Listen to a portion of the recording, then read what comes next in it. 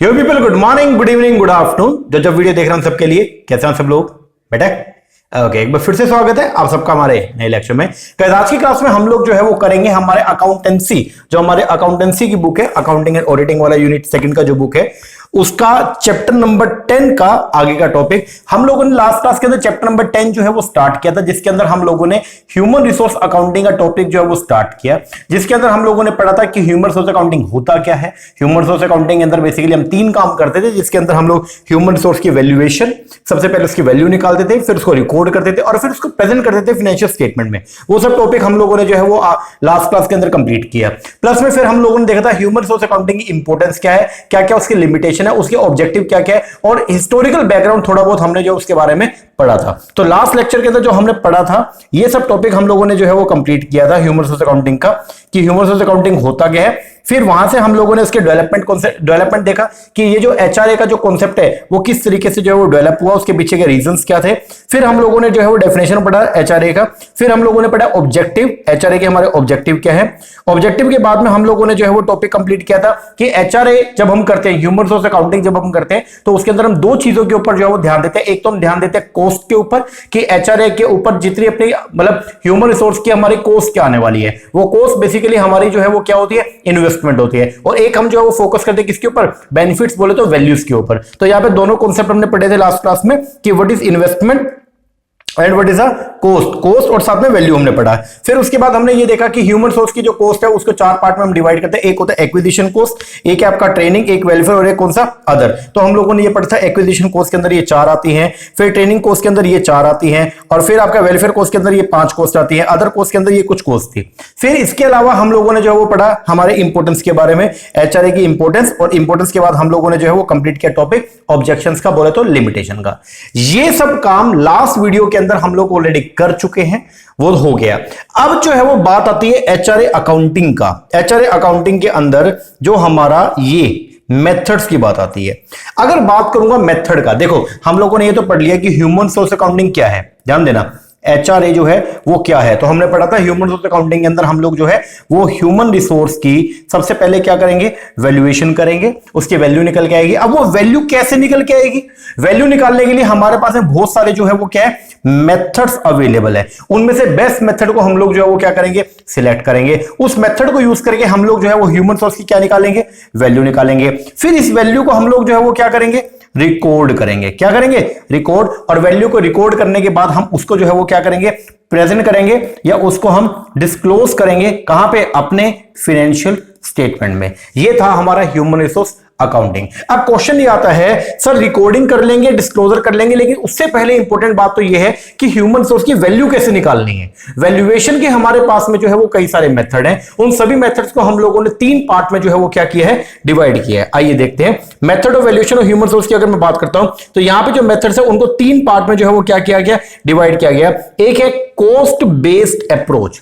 Cost based approach जो हम आज की वीडियो के अंदर पढ़ने वाले हैं उसके अंदर बेसिकली हम 4 मेथड जो है वो पढ़ेंगे। एक है मॉनेटरी बेस्ड अप्रोच, जिसके अंदर बेसिकली 3 मेथड हम लोग जो है वो पढ़ने वाले हैं, लीवेंस-कर्ट्स मेथड, एरिक फ्लेमोर्स एंड मोर्से मेथड। और एक है non monetary value based approach, इसके अंदर हम लोग 3 मेथड पढ़ेंगे, लिकर्ट का, फ्लेमोर्स का और ओगन, पेकिन-ओगन का। ओके, तो ओवरऑल मिलाकर के अगर हम बात करते हैं तो हमारे पास में जो है वो कितने मेथड हो गए, 10 मेथड्स हैं। 10 मेथड है ह्यूमन रिसोर्स की क्या करने के लिए, वैल्यू निकालने के लिए। जब एक बार अगर ह्यूमन रिसोर्स की वैल्यू जो है वो क्या हो गया, डिसाइड हो गया, तो वैल्यूएशन होने के बाद में अब आपका काम जो है वो क्या रह जाएगा, अब आप ह्यूमन रिसोर्स को जो है वो वैल्यू तो निकाल लिया, अब आप उसको रिकॉर्ड करोगे और फिर उसको डिस्क्लोज करोगे फाइनेंशियल स्टेटमेंट में। ओके जी, तो इसको अब जो है वो हम लोग पढ़ेंगे आज की वीडियो के अंदर। हम लोग जो है ये कॉस्ट बेस्ड अप्रोच वाले ये चारों मेथड पढ़ेंगे। ये चारों मेथड के बाद नेक्स्ट जो क्लास होगी, जो 3rd लेक्चर होगा इसका, उसके अंदर हम लोग ये सारे जो है रिमेनिंग जो हमारे 6 रह गए उसको हम कंप्लीट करेंगे। ओके जी, तो एचआरए का जो आज का जो टॉपिक है वो रहने वाला है बेसिकली क्या, मेथड का। कौन सा, method of valuation of human asset. अब आप लोगों को मैंने बताया था जो भी सर्विस इंडस्ट्री, देखो हम लोग जब बिजनेस करना स्टार्ट करते हैं तो बिजनेस के अंदर हम लोग जो है वो क्या करते हैं, वेरियस एसेट्स को जो है वो एम्प्लॉय करने का काम करते हैं। एसेट्स बोले तो बेसिकली हम लोग जो है वो रिसोर्सेज को जो है वो क्या करते हैं, यूज करते हैं। ऐसा है ना, हम एसेट्स को यूज करेंगे। अब एसेट्स के नाम पे हमारे पास में कुछ टेंजिबल एसेट भी होती हैं, कुछ हमारे पास इंटेंजिबल एसेट्स भी होती हैं। फिर इनकी कैटेगरी बनती है, कुछ करंट एसेट है, कुछ नॉन करंट एसेट है। बट मेरा क्वेश्चन आपसे ये है, जितनी भी आपकी टेंजिबल नेचर की एसेट्स हैं, चाहे वो लैंड बिल्डिंग है, चाहे वो प्लांट एंड मशीनरी है, चाहे वो फर्नीचर फिक्सचर्स है, कुछ भी है, इन सबको यूज कौन करेगा भाई? ये जो आपकी एसेट्स है, इन एसेट्स का जो है वो इस्तेमाल कौन करेगा, इनका इफेक्टिव यूटिलाइजेशन कौन करेगा, इनको यूज करके प्रोडक्शन कौन करेगा, इनको यूज करके मैन्युफैक्चरिंग कौन करेगा? सर वो सब काम तो जो है वो कौन करेगा, बोलो सर? उसका वो काम तो एचआर करेगा, ह्यूमन रिसोर्स। तो एक बात बताइए, अगर आपका human resource he passive in nature है तो क्या इन एसेट्स का एक्टिव यूज हो पाएगा या नहीं हो पाएगा? सर नहीं हो पाएगा। तो क्या सबसे इंपॉर्टेंट एसेट आपके लिए जो है वो ह्यूमन रिसोर्स है या नहीं है? बिल्कुल है सर, ह्यूमन रिसोर्स है। तो इसीलिए यहां पे जो है वो नीड महसूस हुआ कि ह्यूमन रिसोर्स की भी जो है वो क्या करनी चाहिए, अकाउंटिंग करनी चाहिए, उसको भी जो है एक रिकॉग्निशन प्रोवाइड करना चाहिए, ताकि एचआर को भी लगे कि उनकी जो है वो फर्म के लिए क्या वैल्यू है। अब जब आप एचआर की वैल्यू निकालते हो तो वहां पर दो चीजें आती हैं। एक तो आएगा जी इसकी क्या, सर एक तो हम लोग जो है वो पढ़ते हैं इसके कोस्ट के बारे में, या हम बोलते हैं इसको क्या, इन्वेस्टमेंट की। एचआर के ऊपर हमने कितना जो है वो पैसा क्या किया, इन्वेस्ट किया, हमारी कोस्ट क्या है। और फिर हम ये भी साथ में देखते हैं कि एचआर से अपने को जो है वो फ्यूचर के अंदर क्या क्या बेनिफिट जो है वो क्या होंगे, रिसीव होंगे। तो इन सब के बारे में हम लोग जो है वो चर्चा करते हैं। ओके जी। अब थोड़ा सा इसका बैकग्राउंड भी हम जो है वो अलग से मैं और बताऊंगा एचआर अकाउंटिंग का आपको।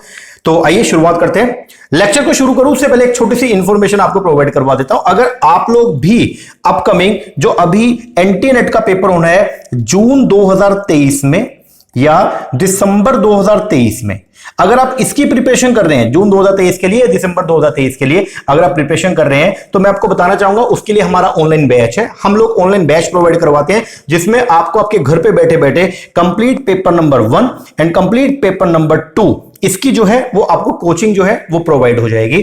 आपके घर पे बैठे बैठे आपको हमारी मोबाइल ऐप है एम स्मार्ट अकेडमी, ये प्ले स्टोर पे हमारी मोबाइल ऐप जो है वो अवेलेबल है, एंड्रॉइड मोबाइल एप्लीकेशन है।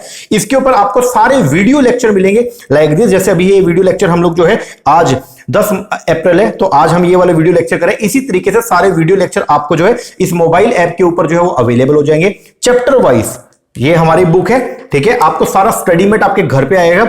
इस बुक को जब आप ओपन करेंगे तो यहां पे आपको इंडेक्स मिलेगा। इस इंडेक्स के अंदर जैसे 12 चैप्टर्स हमने बना रखे हैं इस बुक में, लगभग 250 पेज की बुक है। तो इसके सारे के सारे चैप्टर्स जो हैं उनके कंप्लीट वीडियो लेक्चर आपको मिलेंगे, ठीक है ना। तो हमारी मोबाइल ऐप पे वीडियो लेक्चर मिल जाएगा, प्लस किताबें हैं वो आपके होम एड्रेस पे आएगा।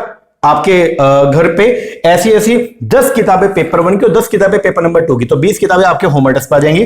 प्लस रिवीजन करने के लिए स्पेशल रिवीजन की वीडियोस हैं, सेपरेट सेपरेट वीडियो, और प्रैक्टिस के लिए प्रैक्टिस की एमसीक्यूज पीडीएफ फॉर्म में आपको हम अवेलेबल करवा देंगे। तो आपको कहीं भी इधर उधर भटकने की जरूरत नहीं है, घर पे बैठे बैठे सारी की सारी प्रिपरेशन जो है वो आप इजिली कर सकते हैं। ओके जी, तो ये है ऐप का नाम, इसको आप डाउनलोड कीजिए, इस पर रजिस्टर कीजिएगा और वहीं पे ऑप्शन मिलेगा सेंड अप्रूवल रिक्वेस्ट का, उस पर आप क्लिक करेंगे। देन उसके बाद में ये नंबर है, अगर कोई भी इशू आता है तो इस नंबर पे कॉल करके व्हाट्सएप करके आप इंक्वायरी भी कर सकते हैं, ठीक है ना जी। बढ़िया तरीके से जो है वो कोचिंग प्रोवाइड करवा रहे हैं हम लोग। अगर आप डेमो के लेक्चर देखना चाहते हैं तो ये लेक्चर भी देख सकते हो, या इससे पहले भी हमने काफी सारे लेक्चर ऑलरेडी चैनल के ऊपर डाले हैं, तो आप उनको देख के जो है वो अंदाजा लगा सकते हैं। ओके जी, चलो आइए पढ़ते हैं हम लोग। देखो ह्यूमन रिसोर्स की अगर बात करें तो ह्यूमन रिसोर्स जो है एचआर की अगर हम बात करते हैं तो एचआर का कॉन्सेप्ट बहुत पुराना है। आपने सुना होगा अकबर के 9 रत्न, जिसके अंदर बिरबल भी था। बिरबल जी जो थे तो उनके मंत्री थे, जो अकबर के 9 रत्न के अंदर तानसेन भी थे, ठीक है। तो ये क्या थे 9 रत्न? बेसिकली वो अकबर के वो खास वो 9 लोग थे जिनके ऊपर अकबर को बहुत विश्वास था, और अकबर को जो बहुत ज्यादा जो है उनके अपने काम को रन करने में जो है बहुत ज्यादा क्या करते, हेल्प कर रहे थे। तो एचआर का जो कॉन्सेप्ट की अगर बात करें तो बहुत पुराना है, बहुत पहले के टाइम से जो है वो एचआर को जो है वो रिकॉग्निशन मिलती आ रही है। अगर हम अपने देश की आजादी की बात करें तो देश हमारा आजाद हुआ, तो जब भी देश की आजादी की बात आएगी तो सबसे पहले जो है हम जो हमारे फ्रीडम फाइटर्स हैं, महात्मा गांधी जी इनका हम नाम लेते हैं, भगत सिंह जी उनका हम जो है वो नाम लेते हैं, सुभाष चंद्र बोस जी उनका हम नाम लेते हैं। तो ये क्या है, ये क्या है बेसिकली, आप किसी भी एस्पेक्ट में अगर आप बात कर लीजिए तो एचआर ह्यूमन रिसोर्स जो है उसकी वैल्यू हमेशा ही जो है वो क्या रही है, अव्वल दर्जे की रही है। लेकिन उसका रिकॉर्डिंग अभी तक भी अगर आप देखें तो पॉसिबल नहीं हो पाया। आप कभी भी किसी भी कंपनी का बैलेंस शीट उठा के देख लीजिएगा, वहां पे आपको टेंजिबल एसेट्स जो है वो मिल जाएगा, इनटेंजिबल मिल जाएगा, करंट नॉन करंट का कैटेगरी मिल जाएगा, लेकिन ह्यूमन रिसोर्स जो है वो कभी भी आपको देखने को नहीं मिलेगा। बट आजकल जो है अब एक नया प्रैक्टिस जो वो चला है, जो भी हमारी सर्विस इंडस्ट्रीज है वहां पे उनकी बैलेंस शीट आप चेक करेंगे, लाइक आपका सॉफ्टवेयर बनाने वाला कंपनी हो गया, लाइक इन्फोसिस हो गया, टीसीएस हो गया, तो इन्होंने अब धीरे धीरे जो है वो एचआर अकाउंटिंग करना जो है वो क्या किया, स्टार्ट किया, क्योंकि इनको मालूम है कि इनके लिए सबसे प्राइम एसेट जो है जिसके बेस पर ये पैसा कमा रहे हैं, जिसके बेस पर इनका पूरा बिजनेस चल रहा है, वो क्या है, एचआर है, ह्यूमन रिसोर्स है। क्योंकि अगर सॉफ्टवेयर बनाने वाली कंपनी के अंदर अगर इंजीनियर ही चला गया तो सॉफ्टवेयर बनाएगा कौन, कोडिंग कौन करेगा, इंजीनियर करेगा, और इंजीनियर नहीं है तो फिर क्या होगा, तो सर कंपनी जो है वो डंप हो जाएगा। यस और नो? Yes sir. तो इसका मतलब क्या हुआ, अब ये कॉन्सेप्ट धीरे धीरे जो है वो क्या हो रहा है, डेवलप हो रहा है। ओके, आइए थोड़ा सा पढ़ते हैं। बोलता है जो कॉन्सेप्ट है considering HR as an asset is an old one. Human resource को एसेट के तौर पे जो है वो कंसीडर करने का जो कॉन्सेप्ट है वो बहुत ही पुराना है। अकबर के जो 9 रत्न थे, आप उसको ध्यान रखें, तो वो एक स्ट्रॉन्ग एविडेंस है फॉर द सेम। अकबर ने भी जो है अपने 9 रत्न जब एस्टेब्लिश करवाए थे, जो उन्होंने बोला था कि ये हमारे जो है वो 9 रत्न है, तो वो भी तो यही थे कि वो ह्यूमन रिसोर्स है और अकबर उनको जो है वो अपने क्या मानते थे, एसेट मानते थे। हमारे फ्रीडम फाइटर का अगर नाम देखें तो वो भी आज की डेट में जो है हम उनको जो है वो ये बोलते हैं ना कि उनको हम स्पेशल कंसीडर करते हैं।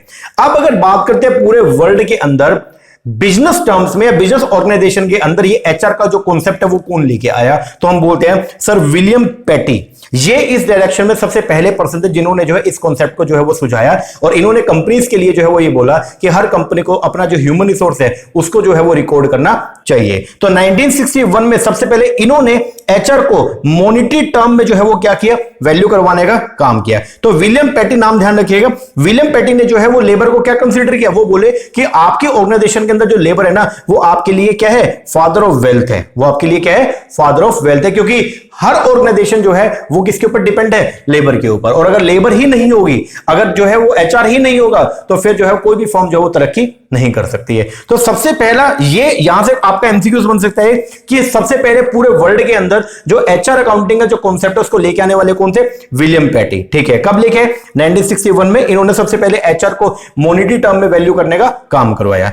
उसके बाद वेरियस मॉडल्स जो हैं जो प्रोवाइड किए गए, हमने जो अलग अलग मॉडल देखने हैं अभी, उन मॉडल्स की शुरुआत करने वाले कौन थे, रेंसिस लिकर्ट। तो रेंसिस लिकर्ट ने 1960 में सबसे पहले जो है वो क्या किया, अपना एक मॉडल जो है वो प्रोवाइड किया। रेंसिस लिकर्ट जो है 1960 के अंदर वाज द फर्स्ट जिन्होंने रिसर्च किया इन एचआर में, और उन्होंने फोकस किया importance of HR qualitative variable को on its benefit in the long run. और उन्होंने ये माना कि अगर आप एचआर को शो करेंगे तो उसका आपको बहुत ज्यादा बेनिफिट मिलेगा, कहां, लॉन्ग रन में।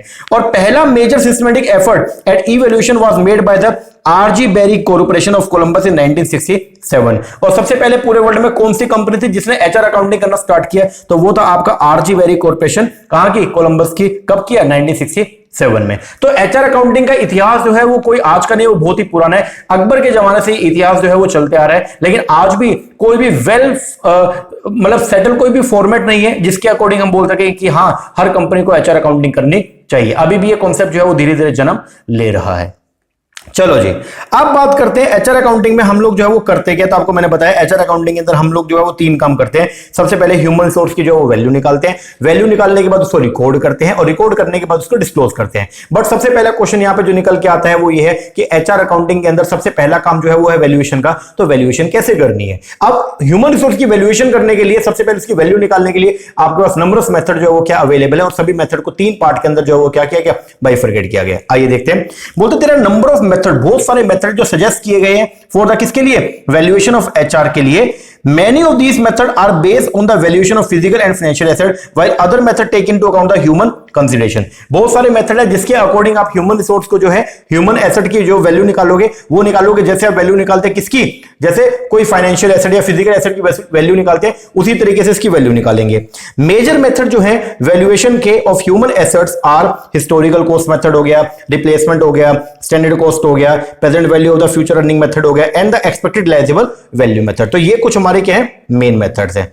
अब मेजर डेवलपमेंट जो है एचआरए ह्यूमन रिसोर्स अकाउंटिंग के अंदर जो है वो स्टार्ट हुआ 1960 में by some of the organization in USA. Of course first attempt जो था to value the human being in monetary term was made by William Petty. सबसे पहले शुरुआत जो है वो किसने किया, विलियम पेटी ने, जिन्होंने अपना ओपिनियन दिया और उन्होंने ये माना कि लेबर जो है वो क्या है, was the father of wealth है, and it must be taken into account while making an estimate of wealth. और उसको हमेशा आपको, जब कभी भी आप किसी ऑर्गेनाइजेशन की वेल्थ की बात कर रहे हो, अगर आप उसकी वैल्यू वैल्यू निकालने की बात कर रहे हो तो ऑर्गेनाइजेशन की वैल्यू के अंदर हमेशा ह्यूमन रिसोर्स को जरूर कंसीडर करके चलना चाहिए।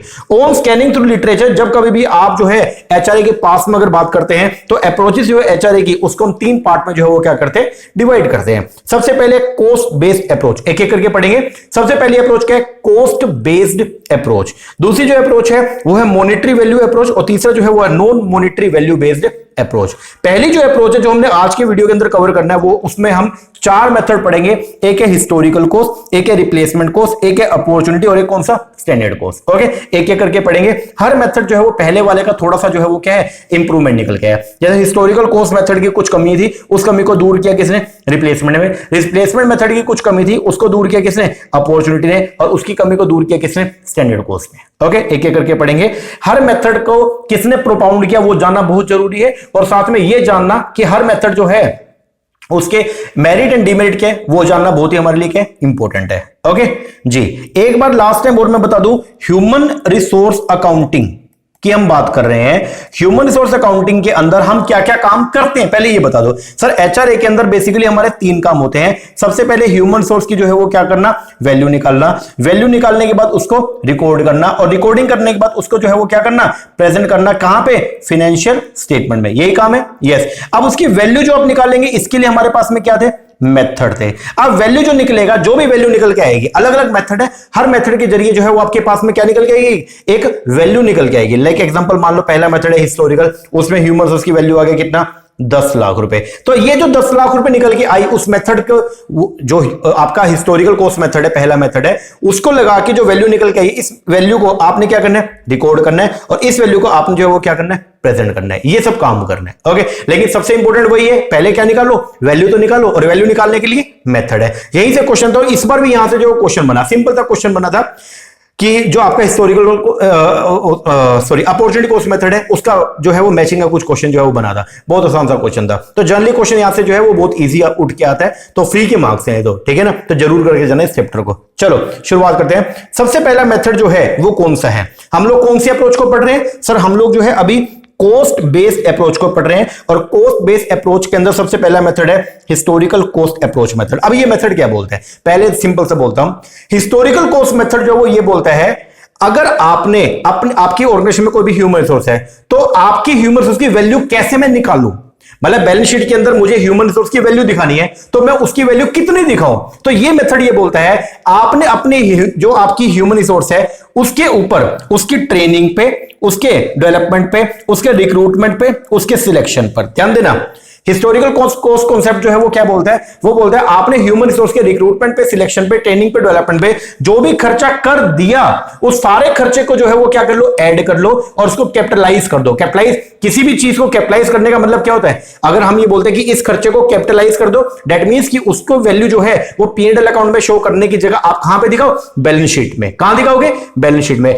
और अगर ये बोलते हैं इस खर्चे को चार्ज कर दो, तो चार्ज का मतलब उसकी वैल्यू कहां पे दिखा दो, P&L अकाउंट में। अगर चार्ज करते हैं तो पहले साल ही सारा का सारा अमाउंट जो है वो हम लोग P&L अकाउंट से चार्ज कर लेते हैं, मतलब वहां से हम उसको माइनस कर देते हैं। और अगर हम उसको कैपिटलाइज करते हैं तो उसकी वैल्यू धीरे धीरे करके हम लोग जो है वो क्या करते हैं, कैपिटलाइज, मतलब उसको एमोर्टाइज करते हैं। तो हिस्टोरिकल कॉस्ट कॉन्सेप्ट जो है वो क्या बोलता है, ये बोलता है जो भी एक्चुअल कॉस्ट आपकी इनकर्ड हो चुकी, जो भी खर्चा आपका आ चुका है, किस पे, रिक्रूटमेंट पे, सिलेक्शन पे, ट्रेनिंग पे, डेवलपमेंट पे, इन सारी की सारी वैल्यूज को जो है वो क्या कर लो, कैपिटलाइज करो। कैपिटलाइज का मतलब जो है वो क्या, इसको बैलेंस शीट के अंदर आप जो है वो लेकर आएंगे एंड एमोर्टाइज करेंगे इसको धीरे धीरे करके। कैसे में, यूजफुल लाइफ। जैसे मान लो आपने अपनी ह्यूमन रिसोर्स जो आपकी थी उस ह्यूमन रिसोर्स के रिक्रूटमेंट पे, सिलेक्शन पे, ट्रेनिंग पे, डेवलपमेंट पे आपने जो है वो 10 लाख रुपए खर्चा कर दिया। तो अब आप क्या करेंगे, तो ये 10 लाख रुपए आप इसको बैलेंस शीट के अंदर जो है वो क्या करेंगे, शो करेंगे। बैलेंस शीट में आप एसेट साइड पे दिखा दोगे HR human resource, human asset, और कितने की, 10 लाख की। और अगर आपको लगता है कि वो ह्यूमन एसेट आपकी जो है वो 10 साल 10 ईयर तक आपके पास में रहेगी, तो 10 साल इसको डिवाइड कर दो। 10 लाख को 10 से डिवाइड करेंगे कितना गया, 1 लाख। हर साल 1-1 लाख रुपए आप लोग जो है वो P&L अकाउंट के डेबिट साइड में जो है वो खर्चा शो करते रहोगे। ये है आपका पहला मेथड जो है हिस्टोरिकल कॉस्ट मेथड। तो हिस्टोरिकल कॉस्ट मेथड की चर्चा करेंगे अब आगे। आइए देखते हैं क्या बोलते हैं। पहली बात तो ये मेथड किसने दिया? ब्रमट, फ्लेमोट्स एंड पाइली। ध्यान रखना, यहां से क्वेश्चन बेसिकली इन्हीं का आता है कि कौन सा मेथड किसने प्रोपाउंड किया, ठीक है ना। तो पहला जो मेथड है हिस्टोरिकल कॉस्ट मेथड, ये किसने दिया? ब्रमट, फ्लेमोट्स एंड पाइली ने। और इन्होंने क्या बोला? According to this approach actual cost जो इनकर्ड हो चुकी है, जो एक्चुअल कॉस्ट खर्च, जो एक्चुअल खर्चा आ चुका है, इनकर्ड मतलब ईडी, पास की बात करें, जो एक्सपेंस लग चुका है किस पे? On recruitment, selection, hiring, training, developing the human resources of the organization are capitalize. Capitalize का मतलब उसको कहां दिखाएंगे? बैलेंस शीट में। और उसको धीरे धीरे करके क्या करेंगे? राइट ऑफ करेंगे। कब तक? Over the expected useful life of the human resource, जब तक हम वो ह्यूमन रिसोर्स हमारे ऑर्गेनाइजेशन में काम करते रहेगा। Historical cost of human resource in case of this method is thus treated is the same manner as the cost of any other physical asset। तो यहां पे हम लोग जो है वो ह्यूमन रिसोर्स की वैल्यू उसी तरीके से निकाल रहे हैं जैसे नॉर्मल एसेट्स की वैल्यू हम निकालते हैं।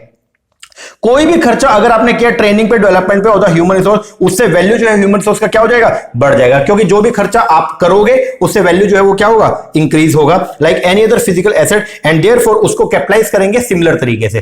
कैपिटलाइज का मतलब उसको हम जो है वो बैलेंस शीट के अंदर ह्यूमन रिसोर्स की वैल्यू में क्या करेंगे? ऐड कर लेंगे। आगे एमोर्टाइजेशन। अब देखो, जो भी आपके फिजिकल एसेट है उनकी वैल्यू जो धीरे धीरे कम होती है, वहां पे वर्ड यूज करते हैं डेप्रिसिएशन। और जो भी आपकी इनटेंजिबल एसेट्स होती हैं बेसिकली, तो उनके जो वैल्यू धीरे धीरे कम होती है, तो वहां पे वर्ड हम क्या यूज करते हैं? एमोर्टाइजेशन। तो बोलते हैं एमोर्टाइजेशन जो है of the physical asset of the human asset is also done in the similar manner in case human asset expire before। अब आपने सोचा था कि आपकी ह्यूमन एसेट, जो आपकी ह्यूमन एसेट है उसकी वैल्यू आई कितनी? 10 लाख।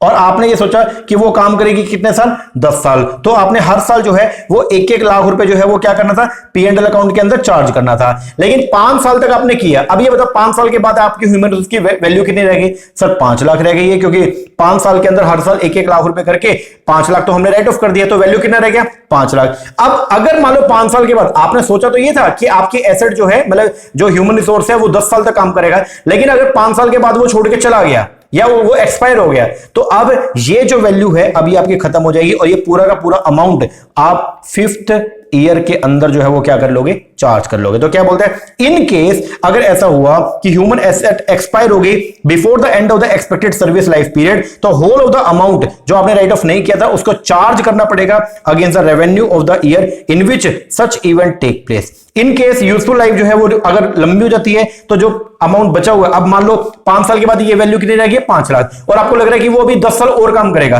तो अब 5 लाख को डिवाइड बाय 10, अब हर साल 50-50 हजार रुपए जो है यही आप जो है वो क्या करोगे? राइट ऑफ करोगे। तो ये है सबसे पहला मेथड जो है हिस्टोरिकल कॉस्ट मेथड। और हिस्टोरिकल कॉस्ट मेथड क्या बोलता है? हिस्टोरिकल कॉस्ट मेथड ये बोलता है कि ह्यूमन रिसोर्स की वैल्यू कितनी होगी। तो ये बोलता है जो भी एक्सपेंस आपने कर दिया ह्यूमन रिसोर्स के रिक्रूटमेंट पे, सिलेक्शन पे, हायरिंग पे, ट्रेनिंग पे, डेवलपमेंट पे, उस सारी वैल्यूज को जो है वो आप क्या कर लो? ऐड कर लो और उसको कैपिटलाइज कर देना, वो ह्यूमन रिसोर्स की वैल्यू आएगी। ऐड करके और क्या करना? कैपिटलाइज। कैपिटलाइज का मतलब क्या हो गया? बैलेंस शीट के अंदर शो करना है। और हर साल आप जो है उसको क्या करते रहोगे? एमोर्टाइज करते रहोगे। क्या करते रहोगे? एमोर्टाइज करते रहोगे। अब हर साल एमोर्टाइज कैसे करोगे? जितने भी आपको लगता है कि जो आपकी ह्यूमन एसेट है जिसकी आपने वैल्यू निकाली है, वो जितने सालों तक आपके पास में काम करेगी उतने ईयर्स के लिए उसको, उतने साल तक आप उसको राइट ऑफ करते रहोगे। और अगर वो पहले एक्सपायर हो गई या जो आपका सर्विस टाइम अगर वो लॉन्गर हो गया, तो आप वो जो पीरियड है उसको रीशेड्यूल कर लोगे। ये है फर्स्ट मेथड जिसको बोलते हैं हिस्टोरिकल कॉस्ट मेथड। अब इस मेथड के फायदे क्या क्या है? सबसे पहला मेथड का फायदा जो है वो ये है, ये मेथड बहुत ही क्या है? सिंपल है, इसको अंडरस्टैंड करना बहुत ही सिंपल है और ये इजी टू वर्कआउट है। दूसरा, ये मेथड जो है वो ट्रेडिशनल मेथड जो अपना कॉस्ट और रेवेन्यू उसी को क्या करता है? फॉलो करता है। और ये जो मेथड है ये आपको एक बेस प्रोवाइड करता है, किसका?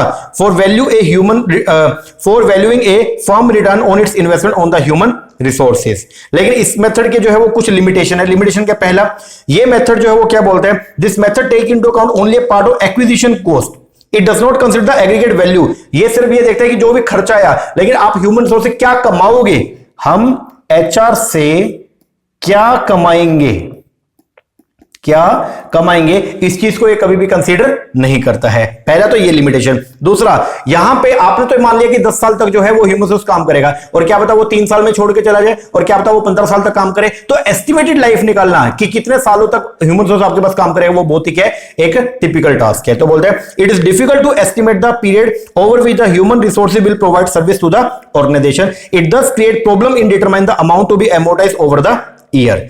आगे वैल्यू जो है ह्यूमन एसेट का according to this method goes on decreasing. अब देखो ये मेथड आपने लगाया, हर साल आप उसकी वैल्यू को धीरे धीरे कम करते रहोगे, लेकिन एक बात बताओ, जैसे जैसे इंसान को एक्सपीरियंस मिलेगा, जैसे जैसे वो ज्यादा काम करेगा उसको एक्सपीरियंस मिलेगा, तो एक्सपीरियंस मिलने पर ह्यूमन रिसोर्स की वैल्यू कम होती है, बढ़ती है, बढ़ती है। लेकिन इस मेथड के अकॉर्डिंग तो वैल्यू क्या होगा, कम होगा। इसलिए मेथड जो है वो अच्छा मेथड नहीं है।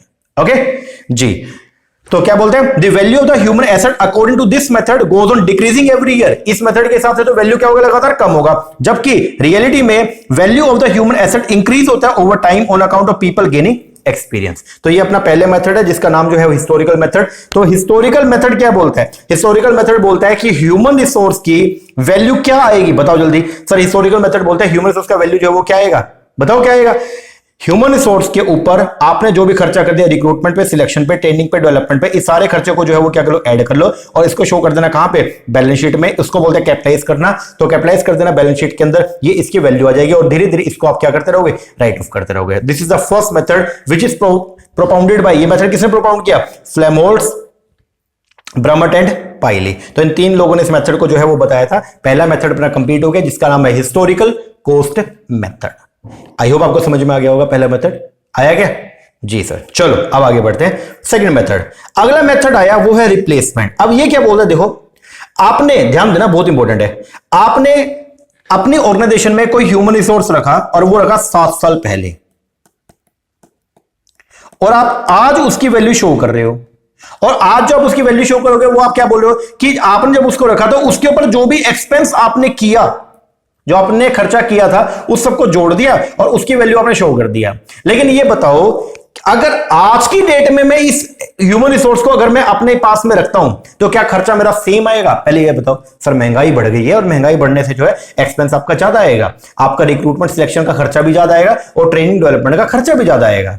तो क्या हिस्टोरिकल कॉस्ट पे, हिस्टोरिकल बेसिस पे आपने जो वैल्यू निकाली है, क्या वो सही है या गलत है? गलत है। आपको निकालनी चाहिए किस पे, करंट वैल्यू पे। तो जो हिस्टोरिकल, जो आपका हिस्टोरिकल कॉस्ट मेथड था, उसका एक नया वर्जन, एक नया इंप्रूवमेंट जो है निकल के अगला मेथड, जिसको बोलते हैं हम लोग क्या, रिप्लेसमेंट कॉस्ट अप्रोच। और ये मेथड क्या बोलता है, ये मेथड बोलता है अगर किसी, ध्यान से सुनना, ये क्या बोलता है, अगर किसी ह्यूमन रिसोर्स को आज की डेट में हटा दिया जाए, ध्यान दो, हमने एक एचआर रखा था, उसका नाम था मिस्टर ए, 7 साल पहले रखा था, और 7 साल पहले इसके रिक्रूटमेंट पे, सिलेक्शन पे, ट्रेनिंग पे, डेवलपमेंट पे खर्चा आया था, और वो खर्चा मिला के था 10 लाख रुपए। और हिस्टोरिकल मेथड के हिसाब से हमने बोल दिया ये इसकी जो है वो क्या आएगी, ह्यूमन एसेट की वैल्यू आ जाएगी। अगला जो मेथड है, अगला मेथड का नाम क्या है, रिप्लेसमेंट। ये क्या बोलता है, ये बोलता है बताओ मिस्टर ए की वैल्यू क्या आएगी। तो हिस्टोरिकल वाला बोला 10 लाख, ये तो 10 लाख रुपए की वैल्यू का बंदा है भाई। लेकिन रिप्लेसमेंट वाला बोला भाई साहब बात सुनो, अगर आज की डेट में आप मिस्टर ए को अपनी ऑर्गेनाइजेशन से क्या कर दो, हटा दो। ध्यान से सुना, बहुत इंपॉर्टेंट बात है। अगर आज की डेट में हम अपनी ऑर्गेनाइजेशन से मिस्टर ए को क्या करते, हटा दे, तो मिस्टर ए की जगह जब सिमिलर कैपेबिलिटी वाले मिस्टर बी को लेके आएंगे, जो बिल्कुल मिस्टर ए जैसा होगा, तो उसके, ध्यान से सुनना, अगर आज की डेट में मिस्टर ए को मैं हटा दूं और इसी के जैसा कोई बंदा जिसका नाम है मिस्टर बी, अगर मैं इसको रखूंगा, तो इसके रिक्रूटमेंट पे, सिलेक्शन पे, ट्रेनिंग पे, डेवलपमेंट पे जो भी खर्चा आएगा वो वैल्यू जोड़ लो। अब मान लो मिस्टर बी को आज की डेट में अगर मैं रखता हूं, तो इसके इन सब के ऊपर मेरा खर्चा जो है वो आएगा मान लो 15 लाख। तो ये बोलता है ये 15 लाख रुपए मिस्टर ए की कॉस्ट है, ये 15 लाख रुपए जो है ये मिस्टर ए की वैल्यू है। ध्यान से सुनना, रिप्लेसमेंट कॉस्ट क्या बोलता है, ये बोलता है अगर किसी एम्प्लॉय को आज की डेट में हटा दिया जाए, तो उसकी जगह पे जब आप नए एम्प्लॉय को लाओगे, तो नए एम्प्लॉय के रिक्रूटमेंट पे, सिलेक्शन पे, ट्रेनिंग पे, डेवलपमेंट पे जो भी खर्चा आएगा, जो भी खर्चा आएगा, उस सबको क्या कर लो, जोड़ लो, और वो हमारे पुराने एम्प्लॉय की क्या आ जाएगी, कॉस्ट आ जाएगी। इसको बोलते हैं रिप्लेसमेंट कॉस्ट अप्रोच। समझ में आया? बोलो। जी सर। तो रिप्लेसमेंट कॉस्ट जो है, ये बात हमेशा ध्यान रखना, और जो रिप्लेसमेंट कॉस्ट है ये हमेशा जो है वो क्या होगी, हाइयर होगी, किससे, हिस्टोरिकल से, क्योंकि वो कॉस्ट तो बहुत पहले की है, ठीक है ना, और रिप्लेसमेंट कॉस्ट हमेशा जो है वो क्या होगी, हाइयर होगी, ठीक है। अगर ये क्या बोलता है, अगर आज रिप्लेस करें तो कॉस्ट क्या आएगी, वो बेसिकली अपने को देखना है। चलो पढ़ते हैं। ये जो मेथड है ये दिया था किसने, रेंसिस लिकर्ट ने, ध्यान देना भाई, रेंसिस लिकर्ट और एरिक जी फ्लेमहोल्ट्ज, इन्होंने मिलकर जो है ये मेथड को दिया। ये मेथड का नाम क्या है, रिप्लेसमेंट कॉस्ट मेथड। और ये मेथड क्या बोलता है, this approach words human resource of an organization are to be value on the basis of the assumption that what would cost the firm, कि फर्म की क्या वैल्यू आएगी, क्या कॉस्ट फर्म को आएगी if existing human resource are required to be replace, अगर existing human resource को आज रिप्लेस करना पड़े with other of equal talent and experience से, तो जो वैल्यू आएगी ना, जो भी कॉस्ट आएगी वो हमारे ह्यूमन रिसोर्स की क्या रहेगी, वैल्यू रहेगी। ये अप्रोच सिमिलर है हिस्टोरिकल कॉस्ट अप्रोच जैसा mention above, except that it allows for change in the cost for acquiring, training, developing the employee in place of taking place their historical cost for capitalization. ये जो है वो आज की value, ये जो method है ये आज की वैल्यू को लेकर चलता है, ये खास बात है। तो बताओ रिप्लेसमेंट कॉस्ट अप्रोच जो क्या बोलती है, सर रिप्लेसमेंट कॉस्ट अप्रोच ये बोलती है अगर आज की डेट में हमारी ऑर्गेनाइजेशन के अंदर कोई एम्प्लॉय है, अगर उसको मैं हटा दूं, उसकी जगह पे उसके जैसा एक एम्प्लॉय को मैं ले आऊं, तो उस नए एम्प्लॉय के ट्रेनिंग पे, रिक्रूटमेंट पे, सिलेक्शन पे, डेवलपमेंट पे जो भी हमारा खर्चा आएगा वो सबको क्या कर लो, ऐड कर लो, वो सबको क्या कर लो, ऐड कर लो, और वो हमारे वाले एम्प्लॉय की क्या आएगी, वैल्यू आएगी। ये है आपका रिप्लेसमेंट कॉस्ट। तो ये आज की वैल्यू निकालने का काम करता है, ना कि हिस्टोरिकल वैल्यू। अब ये मेथड जो है इसके कुछ मेरिट्स हैं। पहला फायदा जो है वो क्या, ये जो मेथड है करंट वैल्यू को लेके चलता है, हिस्टोरिकल वाला तो हिस्टोरिकल वैल्यू को लेके चलता है, ये मेथड करंट वैल्यू को लेके चलता है, इसलिए मेथड अच्छा है। तो क्या बोलता है, this approach incorporate the current value of the firm human resource, thus financial statement prepared according to this approach are more realistic as compared to those prepared under the historical cost approach. ये method की कुछ limitation है। सबसे पहला ये method जो है वो वेरिएंस है कन्वेंशनल। अब देखो कन्वेंशनल मेथड जो हमारी नॉर्मल अकाउंटिंग है वो क्या बोलती है, भाई जो भी एसेट आप लेके आ रहे हो उसके ऊपर देखो, लेकिन ये मेथड क्या ये बोलता है कि आपकी वैल्यू निकालूंगा दूसरे के बेस पर, तो ये गलत मेथड है। तो क्या बोलता है, दिस मेथड इज वेरिएंस है, बोल तो अलग है with conventional accounting practice of valuing the asset at the historical cost. दूसरा, इट इज इम्पॉसिबल। अब हमने ये तो बोल दिया कि ए की जगह अगर बी को लें, लेकिन क्या ए और बी की कैपेबिलिटी बिल्कुल सेम होगी? अगर किसी मान लो कोई भी एक क्लास है, एक क्लास के अंदर जो है वो 2 स्टूडेंट है और दोनों स्टूडेंट के 60% मार्क्स है, तो क्या दोनों की नॉलेज का लेवल सेम रहेगा? नहीं। तो फिर इसलिए रिप्लेस करना बहुत ही क्या मुश्किल है। तो क्या बोलते हैं, इट इज ऑलमोस्ट इम्पॉसिबल है टू एसरटेन करना correct replacement cost of existing human resource since there can be no complete replacement for them.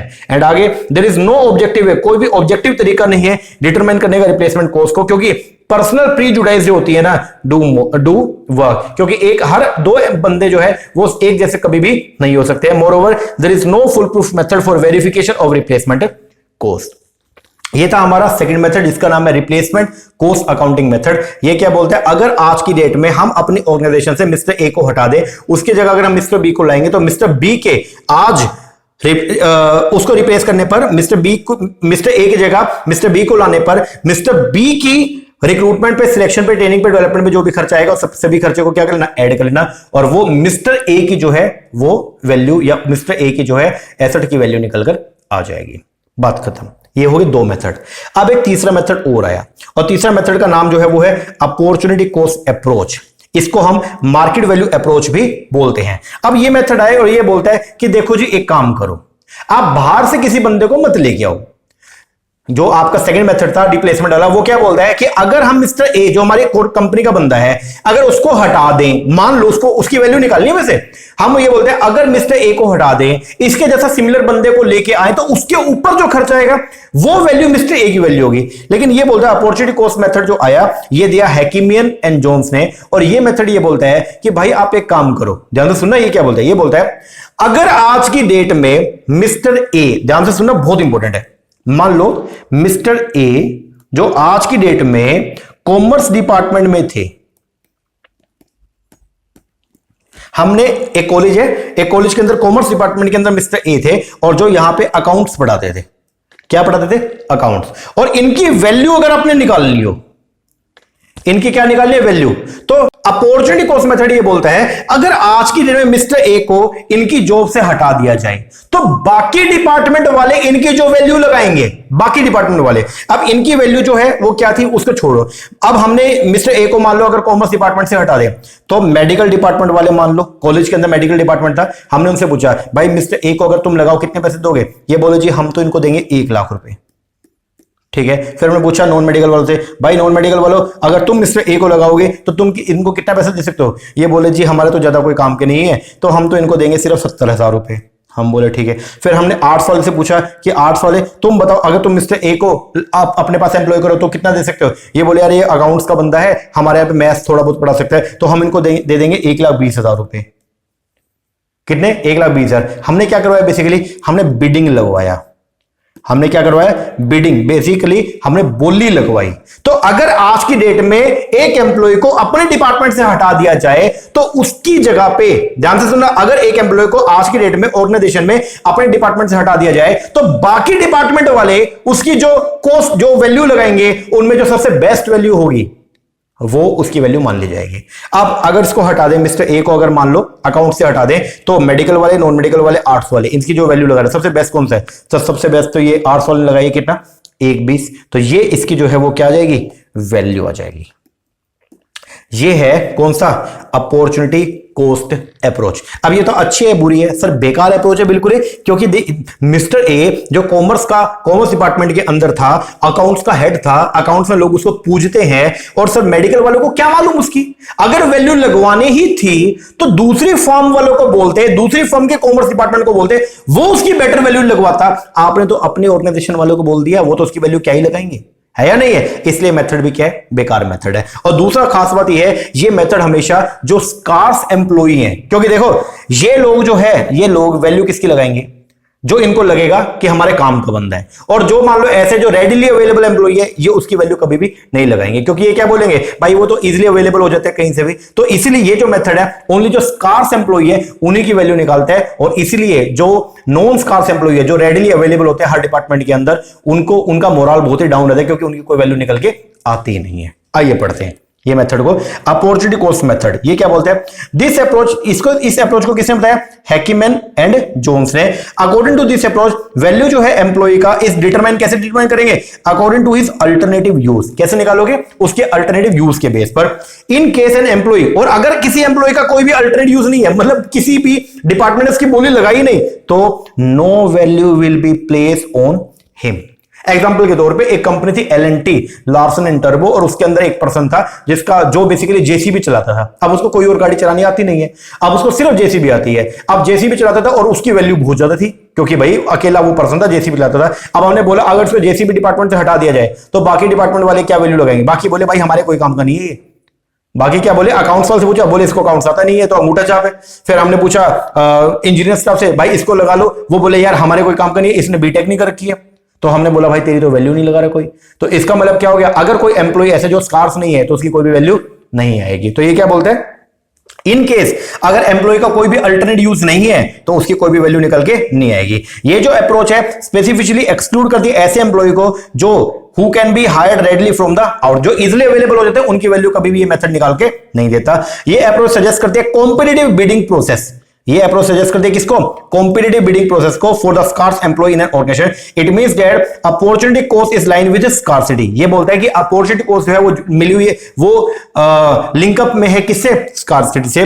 Opportunity cost of an employ or a group of employ in one department is calculate on the basis of the offer or bid by other department for those employ. तो एक employ की value जो कैसे निकलेगी कि बाकी department के जो एम्प्लॉयज हैं, उन्होंने, बाकी डिपार्टमेंट के जो लोग हैं, बाकी डिपार्टमेंट ने उस एम्प्लॉय की जो वैल्यू निकाली, उनमें जो सबसे बेस्ट वैल्यू निकल जाएगी वो हमारे एम्प्लॉय की क्या होगी, ह्यूमन रिसोर्स की वैल्यू होगी। तो ये है आपका थर्ड मेथड जिसको बोलते हैं अपॉर्चुनिटी कॉस्ट मेथड। तो ये मेथड क्या बोलता है, अगर आज की डेट में हम अपने एम्प्लॉय को, हमारी ऑर्गेनाइजेशन का कोई एम्प्लॉय है जिसकी वैल्यू निकाली है, अगर उसको हम उसके डिपार्टमेंट से हटा दें तो बाकी डिपार्टमेंट वाले जो उसकी वैल्यू लगाएंगे ना, उनमें जो सबसे बेस्ट वैल्यू लगाएगा वो उसकी वैल्यू निकल कर आएगी।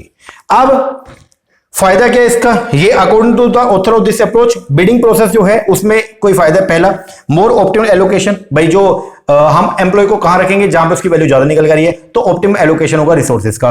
दूसरा, ये क्वांटिटेटिव बेस है प्लानिंग, इवैल्यूएट एंड डेवलप करने के लिए human asset of the firm. लेकिन नुकसान क्या क्या, सबसे पहला इसने नैरो डाउन कर दिया, जो कॉन्सेप्ट था अपॉर्चुनिटी कॉस्ट का नैरो डाउन कर दिया।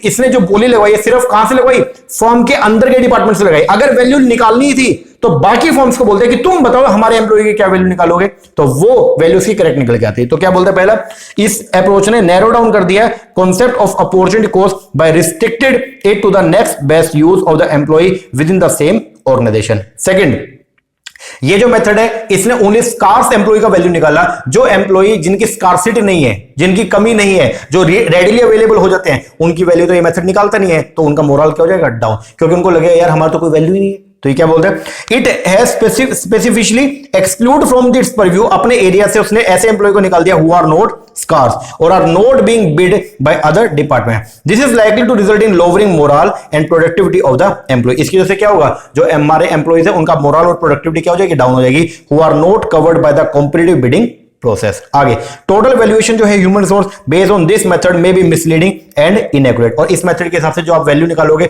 वो मिसलीडिंग भी हो सकती है और इनएक्यूरेट भी हो सकती है। This is because a person may be expert, क्योंकि एक पर्सन एक्सपर्ट होगा अपने एरिया के अंदर and therefore may be useful है एक डिपार्टमेंट के लिए बट यूजलेस हो सकता है दूसरे डिपार्टमेंट के लिए। जैसे एग्जांपल दिया जो वो था अपना जेसीबी चलाने वाला, वो जेसीबी वाले डिपार्टमेंट के लिए बहुत ही यूजफुल था, बाकी डिपार्टमेंट के लिए यूजलेस था, तो वो बाकी डिपार्टमेंट वाले उसकी वैल्यू नहीं लगाएंगे, तो क्या उसकी वैल्यू नहीं है। Thus, he may be a valuable person for the department he is working and command a high value. However, he may have a lower value in the bid by the other department where his service are not at all required. तो ये इस method की क्या है, कमी है। इसके बाद एक लास्ट मेथड और जो हमने पढ़ना है वो है स्टैंडर्ड कॉस्ट अप्रोच। ये अप्रोच क्या बोलते हैं, ये अप्रोच दिया डेविड वॉटसन ने। डेविड वॉटसन ने ये अप्रोच दिया और ये बोलता है कि भाई देखो, आप अलग अलग ह्यूमन रिसोर्स की वैल्यू निकाल रहे हो, आप एक काम करो, एक स्टैंडर्ड वैल्यू जो है एक पोस्ट की डिसाइड कर लो।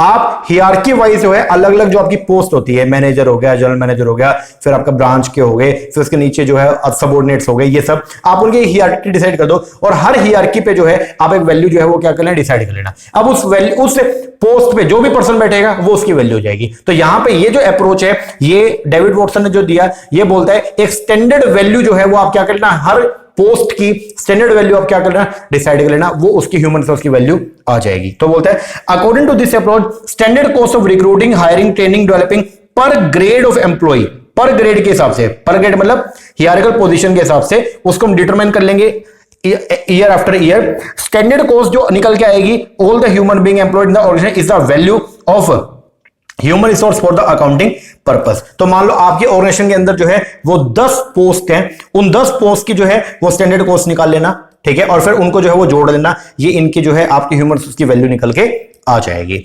This approach is easy to explain and can work as a suitable base for control purpose, though the technique of variance analysis, however, determination of the standard cost, लेकिन standard cost निकालना वो बहुत ही हमारे लिए क्या है, ticklish मतलब बहुत ही पेचीदा प्रोसेस है। और एक इस मेथड की सबसे बुरी चीज जो है वो क्या, मान लो इस मेथड ने मैनेजर की पोस्ट जो है उसकी वैल्यू निकाल दी और वो वैल्यू निकाल दी मान लो 10 लाख रुपए,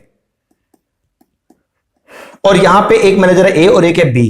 पहले ए था और ए एक्चुअल में जो है वो बहुत बढ़िया से काम करता, उसकी वैल्यू 10 लाख डिजर्व करता था, लेकिन बी आया और उसको कोई काम नहीं आता, लेकिन ह्यूमन रिसोर्स के हिसाब से वैल्यू क्या निकलेगा 10 लाख, लेकिन एक्चुअल में वो 10 रुपए का बंदा नहीं है मान लो। तो ये मेथड जो है वो इतना अच्छा मेथड नहीं है, क्योंकि ये स्टैंडर्ड की बेस पे चलता है, जबकि जो पर्सनल जो आपकी कैपेबिलिटी है वो कहीं ना कहीं रोल प्ले करती है। तो क्या बोलते हैं, this method is simple, method simple है but does not take into account difference in employee put in the same group. तो एक ग्रुप इसने क्या किया, पूरे ग्रुप के में बता दिया, जैसे मान लो एक ग्रुप है उसके अंदर सारे सबऑर्डिनेट है, तो इसने बोल दिया कि इन सबकी वैल्यू जो 10,000 रुपए मान लो एग्जांपल। अब वहां उसमें कुछ एम्प्लॉयज है तो जो भाई 1 लाख का काम करके देते हैं ऑर्गेनाइजेशन को, उनकी वैल्यू भी अपने 10 रख दी, और कुछ एम्प्लॉय ऐसे थे जो मान लो 1000 रुपए का काम भी नहीं करते, उनकी वैल्यू अपने 10 रख दी। तो ये चीज जो है वो क्या गलत है। तो स्टैंडर्ड डिसाइड करना एक पोस्ट के हिसाब से, वो वैसे तो ठीक है, अब उस पोस्ट पे जो भी पर्सन बैठेगा, लेकिन क्या जो भी पर्सन उस पोस्ट पे बैठेगा क्या उसकी कैपेबिलिटी अलग अलग हो सकती है, यस हो सकती है। तो ये इस मेथड की जो है वो क्या थी, कमी। लेकिन इस मेथड में वैल्यू कैसे निकालोगे, तो आप जो है हर पोस्ट की जो है एक स्टैंडर्ड कॉस्ट जो है वो क्या कर लोगे, डिसाइड कर लोगे, हर पोस्ट की स्टैंडर्ड कॉस्ट डिसाइड कर लेंगे और उसके बेस पर हम लोग जो है वो वैल्यू कंप्यूट करते हैं। ओके जी सर, तो ये 4 मेथड आज हमने जो है वो कंप्लीट किया।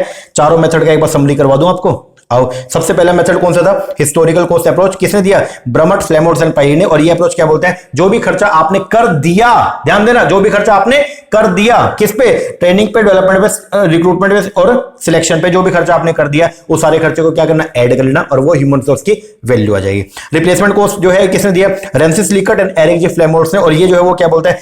अगर आप अपने एम्प्लॉय को अगर आज के डेट में हटा दे तो उसकी जगह पे किसी दूसरे एम्प्लॉय को लाएंगे, तो दूसरे एम्प्लॉय के ट्रेनिंग पे, डेवलपमेंट पे, रिक्रूटमेंट पे, सिलेक्शन पे जो भी खर्चा आएगा उस सबको अगर हम जोड़ दें तो वो हमारे एम्प्लॉय की क्या आ जाएगी? कॉस्ट आ जाएगी। फिर अपॉर्चुनिटी, ये किसने दिया? हैकिमिन एंड जोन्स ने। और ये मेथड जो है ये क्या बोलता है? ये कंपैरेटिव बिडिंग प्रोसेस के ऊपर काम करता है। ये बोलता है अगर एक एम्प्लॉय को आज की डेट में जो है अपने डिपार्टमेंट से हटा दे तो बाकी उसी ऑर्गेनाइजेशन के बाकी डिपार्टमेंट वाले जो उसकी वैल्यू लगाएंगे वो ह्यूमन रिसोर्स की वैल्यू आएगी। और लास्ट है स्टैंडर्ड कॉस्ट अप्रोच। ये किसने दिया? डेविड वॉटसन ने। और ये अप्रोच जो है वो क्या बोलता है कि हम जो है वो क्या करेंगे? ईच ग्रेड, हर ग्रेड की मतलब जो हमारी पोस्ट है, हर पोस्ट की वैल्यू जो है डिटरमाइन कर लेंगे और उसके बेस पर जो हम क्या कर लेंगे? मतलब हियरार्की वाइज जो है हम स्टैंडर्ड सेट कर लेंगे और उसके बेस पर वैल्यू डिटरमाइन कर लेंगे। ये है आपका स्टैंडर्ड कॉस्ट अप्रोच। ओके जी सर, तो 4 अप्रोच हमने आज की क्लास में किया। रिमेनिंग के अप्रोच हम करेंगे अपने नेक्स्ट लेक्चर में। लेक्चर कैसा लगा कमेंट करके जरूर बताइएगा। अच्छा लगा अच्छा कमेंट कीजिएगा, कोई कमी लगी है वो भी बताइएगा। और अगर आप हमारा ऑनलाइन बैच परचेस करना चाहते हैं तो नीचे नंबर है, इस पर कॉल करके या व्हाट्सएप करके आप इंक्वायरी भी कर सकते हैं। ओके जी सर, चलो एक बार ये कीजिए, बाकी मिलते हैं हमारे नेक्स्ट लेक्चर में। तब तक के लिए थैंक यू वेरी मच।